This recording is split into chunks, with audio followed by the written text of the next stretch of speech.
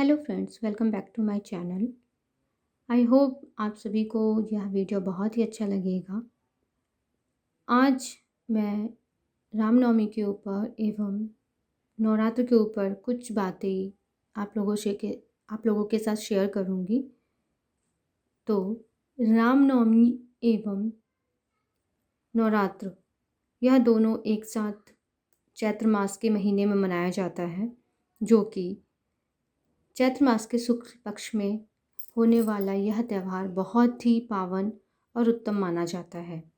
चैत्र मास में श्री राम जी के जन्म उत्सव से लेकर नवरात्रि के 9 दिन तक 9 देवियों की पूजा और आराधना हिंदू धर्म में बहुत ही ज़्यादा मान्यता रखती है। विश्वास और श्रद्धा से किया जाने वाला यह 9 दिन का व्रत बहुत ही महत्वपूर्ण होता है एवं चैत्र मास के शुक्ल पक्ष में होने वाला यह सारे पर्व ही बहुत ही उत्तम और पावन हैं, जैसे कि चैत्र मास की छठ माता पूजा, रामनवमी एवं 9 देवियों की पूजा यानी कि नवरात्र, जिसमें विश्वास और श्रद्धा से किया जाने वाला यह 9 दिन तक का व्रत बहुत ही महत्वपूर्ण होता है। सभी भक्तों के लिए नवरात्र के पहले दिन से लेकर आखिरी दिनों तक एवं श्री राम जी के जन्म उत्सव को मनाना भी बहुत ही खास होता है। तो आइए कुछ बातें जानते हैं। रामनवमी एवं नौ दुर्गा की पूजा में 9 दिन तक होने वाला यह पर्व बहुत ही आनंदजनक है। सबसे पहले तो रामनवमी, जबकि रामनवमी राम से जुड़ी हुई है।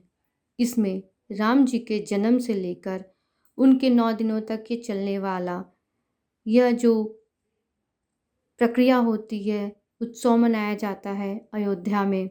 राम जी के आने की खुशी में उनके साथ साथ उनके पूरे परिवार में, पूरी अयोध्या में इस दिन को बहुत ही धूमधाम से मनाया जाता है और हिंदू धर्म में भी रामनवमी को बहुत ही खास बताया गया है। बहुत ही खास तरीके से रामनवमी को मनाया जाता है, जो कि बहुत ही सर्वोत्तम माना जाता है। एवं 9 दुर्गा की पूजा में 9 दिन तक होने वाले 9 अलग अलग माता की पूजा की जाती है। तो यहाँ पर नवरात्र की जो कथा है वह मैं थोड़ा सा आप लोगों के साथ शेयर करना चाहूँगी। तो प्लीज़ वीडियो को एंड तक देखिएगा और मेरी वीडियो को लाइक, शेयर, सब्सक्राइब कीजिएगा।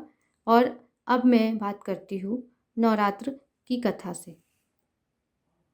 नवरात्रि व्रत कथा के अनुसार एक समय बृहस्पति जी ने ब्रह्मा जी के समक्ष चैत्र मास के शुक्ल पक्ष में पड़ने वाला नवरात्र का महत्व जानने की इच्छा जताई।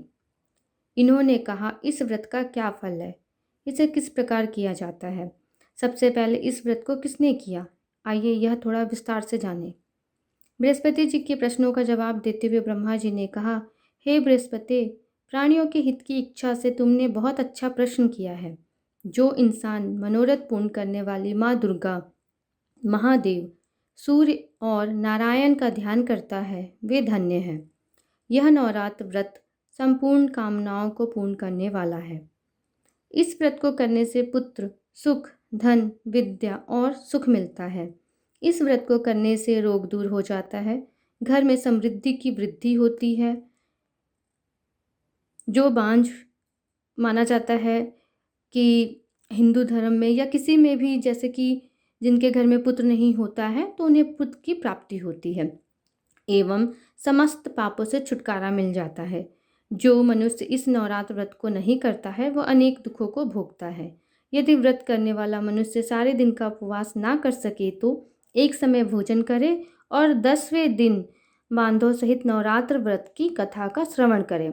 हे बृहस्पति, जिसने सबसे पहले इस महाव्रत को किया है वह कथा मैं तुम्हें सुनाता हूँ। तो इस कथा के बारे में हम थोड़ा सा जानने की कोशिश करते हैं और मैंने इस 9 दिनों में सोचा कि क्यों ना ये वीडियो बनाया जाए, जिसमें कि 9 दिन तक हर एक माता की जो पूजा की जाती है उसके बारे में थोड़ी थोड़ी सी जानकारी वीडियो के द्वारा आप लोगों तक पहुंचाई जाए।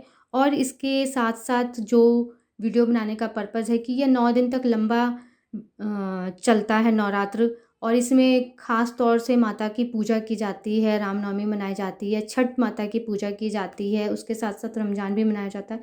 तो ये 3-4 चीज़ें जो एक साथ जुड़ी हुई हैं, 1 महीने में इतने सारे त्योहार हैं, व्रत है, उपवास है, भक्तों की श्रद्धा जुड़ी हुई है। तो इसके बारे में मैंने सोचा कि एक वीडियो ज़रूर ही बनाना चाहिए। तो आइए बात करते हैं इस कथा से। हम शुरू करते हैं इस कथा के बारे में, उसके बाद फिर हम आगे बढ़ते हैं। ब्रह्मा जी बोले, प्राचीन काल में ब्रह्मा जी बोले, प्राचीन काल में मनोहर नगर में पीठत नाम एक अनाथ ब्राह्मण रहता था। वह माँ दुर्गा का भक्त था। उसे संपूर्ण सद्गुणों से युक्त सुमति नाम की एक अत्यंत सुंदर कन्या उत्पन्न हुई। वह कन्या अपने पिता के घर में अपनी सहेलियों के साथ क्रीड़ा करती हुई इस प्रकार बढ़ने लगी जैसे कि शुक्ल पक्ष में चंद्रमा की कला बढ़ती है। उसका पिता प्रतिदिन जब दुर्गा की पूजा करके होम किया करता, वह उस समय नियम से वहां उपस्थित रहती। एक दिन सुमति भगवती के पूजन में उपस्थित नहीं हुई। उसके पिता को पुत्री की ऐसी असावधानी देखकर क्रोध आया और वह पुत्री से कहने लगा, अरे दुष्ट पुत्री, आज तूने भगवती का पूजन नहीं किया, इस कारण मैं किसी कुष्ठ रोगी या दरिद्र मनुष्य के साथ तेरा विवाह करा दूंगा। पिता की बात सुनकर सुमति को बड़ा दुख हुआ और पिता से कहने लगी, हे पिता, मैं आपकी कन्या हूँ तथा सब तरह आपके अधीन हूँ।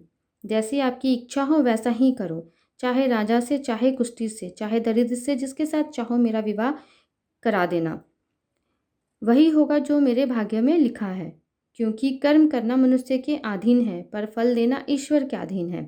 कन्या के निर्भयता से कहे हुए वचन सुन उस ब्राह्मण ने क्रोधित हो अपनी कन्या का विवाह एक कुष्ठी के साथ कर दिया और अत्यंत क्रोधित हो पुत्री से कहने लगा, हे पुत्री, अपने कर्म का फल भोगो, देखे भाग्य के भरोसे रहकर क्या करती हो।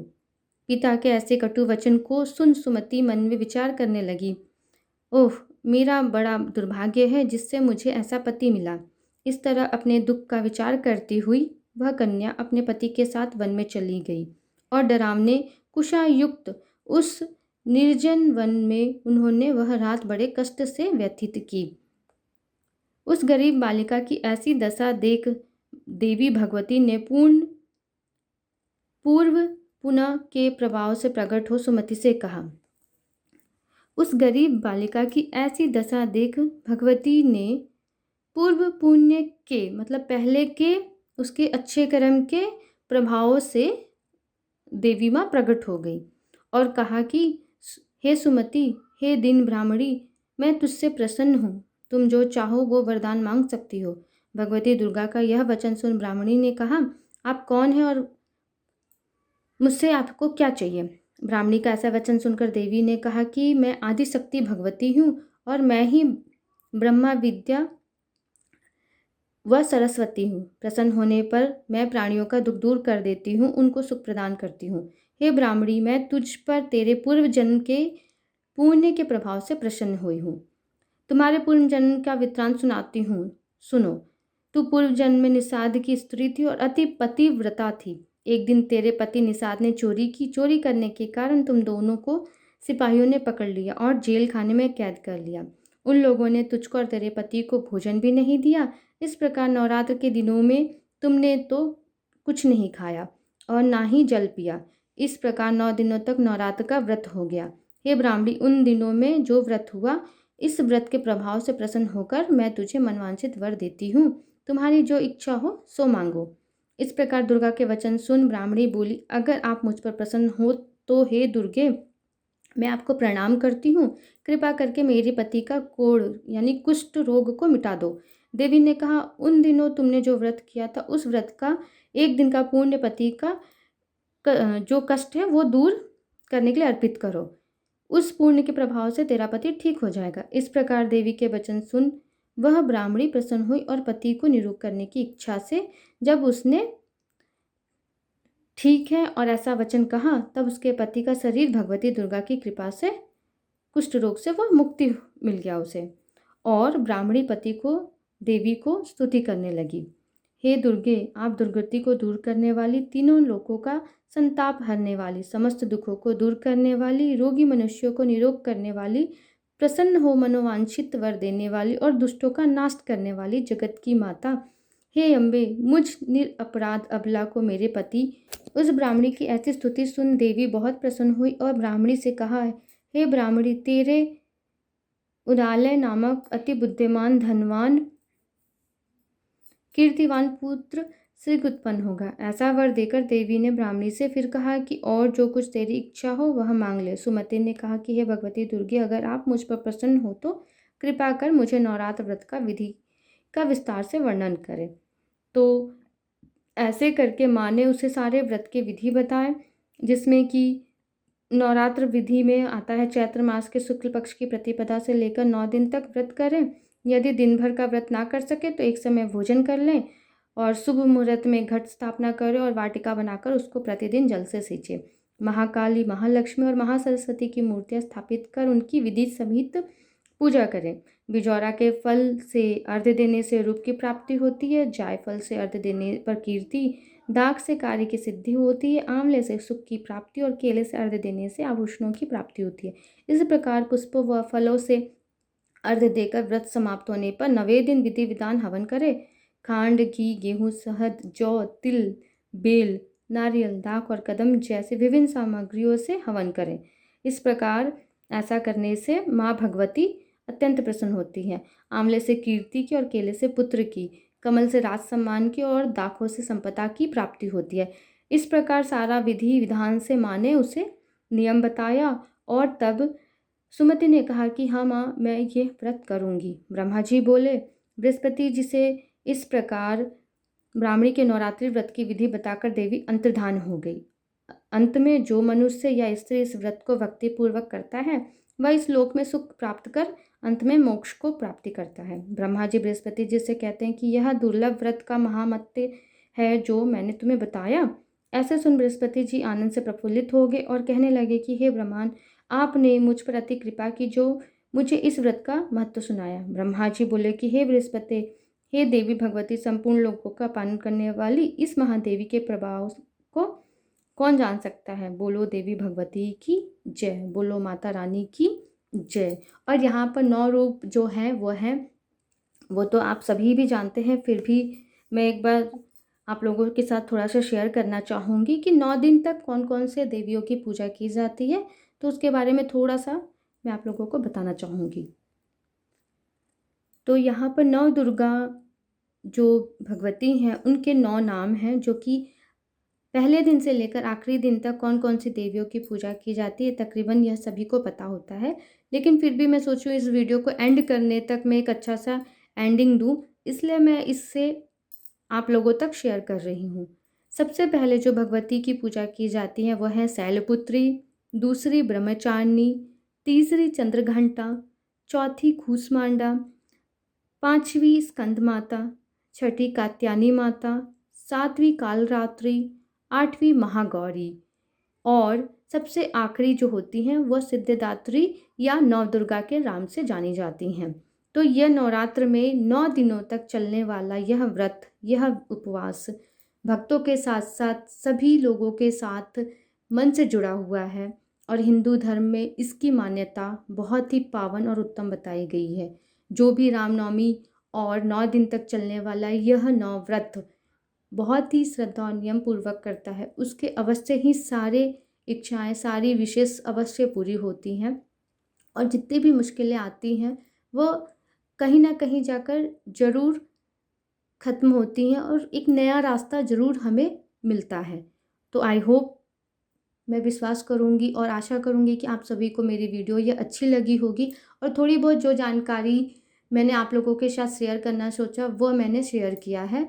तो वीडियो को एंड तक देखिए, लाइक शेयर सब्सक्राइब कीजिए और मैं ज़्यादा बहुत लंबा करूँगी और बहुत डिटेल में बात करूँगी तो बहुत ही बड़ा सा वीडियो बन जाएगा, इसलिए मैंने इसे जस्ट नवरात्रि के व्रत कथा को सोचा कि थोड़ा सा मैं इसके बारे में मैं बात करूँ, इसके बारे में आप लोगों को बताऊँ, क्योंकि 9 देवियों के बारे में भी कहानी है, इनसे जुड़ी हुई भी कहानियाँ हैं, या फिर कभी मैं विस्तार से बनाने की कोशिश करूँगी। लेकिन आज मैंने सोचा कि कल आखिरी दिन है तो इससे पहले ही मैं इस वीडियो को ज़रूर कवर करूँ और इस वीडियो पे मैं अपनी जो भी स्टोरीज़ में जो भी जानती हूँ उसे मैं आप लोगों तक पहुँचाऊँ। तो आई होप कि आप सभी बहुत ही अच्छे होंगे और बहुत ही नवरात्र व्रत को एंजॉय कर रहे होंगे और बहुत ही श्रद्धा भक्ति से माँ की पूजा किए हैं। तो आई होप, और वंस अगेन आप सभी को नवरात्र की हार्दिक शुभकामनाएं और थैंक यू सो मच।